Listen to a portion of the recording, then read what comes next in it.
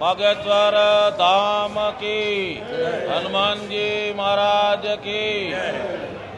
आप सौ मीडिया मित्रों स्वागत है।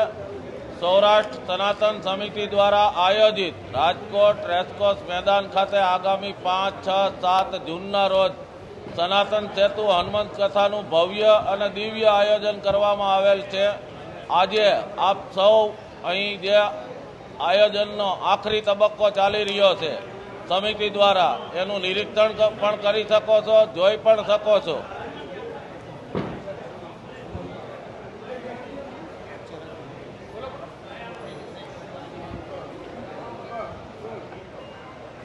तो आज आप सौ मिल्या थी मीडिया मित्रोए ज्यारथी कार्यालय उद्घाटन थयुं, कार्यक्रम नक्की थयो त्यारथी खूब ज सपोर्ट आपेलो छे अने आज आखरी तबक्कानुं आपणे जे आयोजन करवामां आवी रह्युं छे, छेल्ली घड़ीनुं तैयारीओ थई रही छे आयोजको द्वारा, एनुं निरीक्षण करी लोकोना ध्यान उपर मूको ई माटे आप सौ साथे मुलाकात गोठववामां आवेली छे।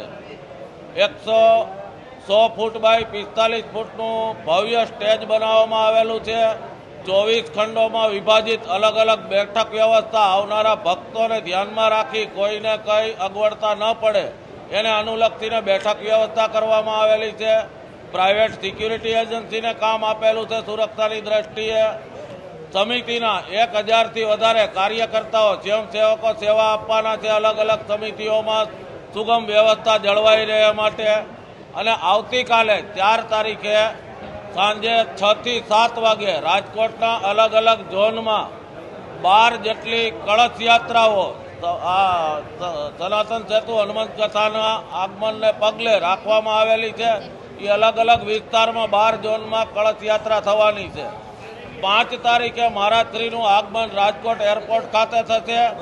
ત્યાંથી બોમ્બે સુપરસીટ કુવાડવા ખાતે સ્વાગતનો કાર્યક્રમ છે। ગ્રીનલેન્ડ ચોકડી ખાતે સ્વાગત થશે। ડીમાર્ટ કુવાડવા રોડ શિવશક્તિ હોટલ પાસે સ્વાગત પોઈન્ટ છે। રણછોડદાસજી આશ્રમવાળા ચોકમાં છે।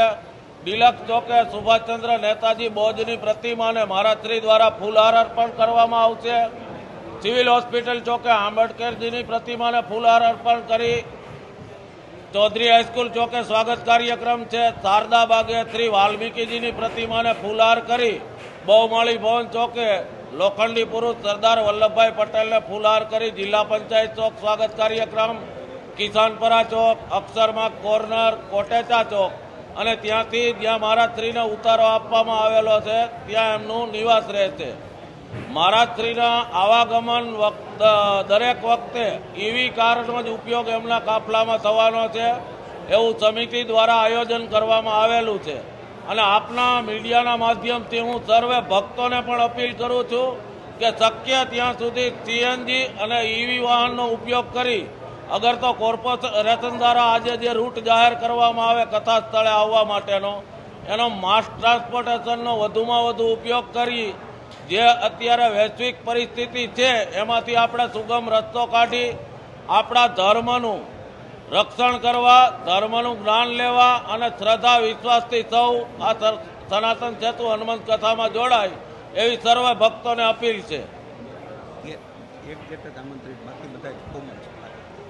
व्यवस्थानी दृष्टिए गेट नंबर 1 फनवलनी बाजुमां एमनी आगळ गेट नंबर 2 ई जाहेर जनता माटे आववा माटे छे। त्यार पछी कमिश्नर बंगलानी सामेनो गेट नंबर 3 मात्र यजमान परिवार, पूज्य साधु संतो अने आमंत्रित मेहमानोना आवागमन माटे छे।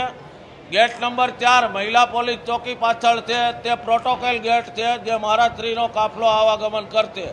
गेट नंबर 5 एरपोर्ट रोड फाटक सामेनो गेट नंबर 6 बालभवननो ત્યાંથી જાહેર જનતા ભક્તો પ્રવેશ કરી શકે છે। આવી વ્યવસ્થા ગોઠવવામાં આવી છે કે આવનાર કોઈ પણ ભક્તોને તકલીફ ન પડે। આવનાર ભક્તોના પાર્કિંગ માટે ચૌધરી હાઈસ્કૂલનું કમ્પાઉન્ડ રાખવામાં આવેલ છે। આ બાજુથી આવતા ભક્તો માટે એરપોર્ટ રોડ રિલાયન્સનું ગ્રાઉન્ડ છે એ આપવામાં આવેલ છે।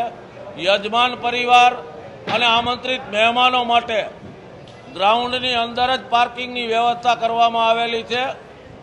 दरेक भक्तो आनी नोंध ले अने सुचारू आयोजन माटे ज्यांथी जे व्यवस्था राखवामां आवेली छे त्यांथी ज प्रवेश ले एवी अपील छे। ત્યારથી લઈને જે વિવાદ સામે આવ્યો છે એ વિજ્ઞાન જાથા હોય, કોંગ્રેસના ધારાસભ્ય જિજ્ઞેશ મેવાણી હોય, સામાજિક આગેવાન પરસોત્તમ પીપળિયા હોય, તમામ લોકો આ કથાનો વિરોધ કરી રહ્યા છે.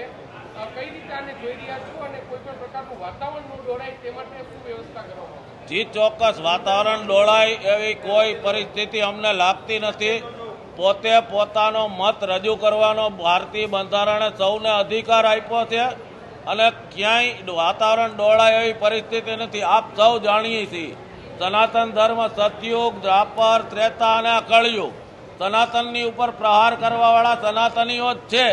આ વર્ષોથી આદિકાળથી પરંપરા ચાલી આવે છે. સૌ પોતપોતાનો મત રજૂ કરે છે. જેમણે ચેલેન્જ આપી એને મીડિયાના માધ્યમથી બાબાશ્રીની આજ્ઞાથી આયોજન સમિતિએ કીધું છે કે આપ પધારો, કથા શ્રવણ કરો અને દિવ્ય દરબારનો લાભ લ્યો. આપના પ્રશ્નોનો જવાબ પણ બાબા જાહેર મંચ ઉપરથી આપશે.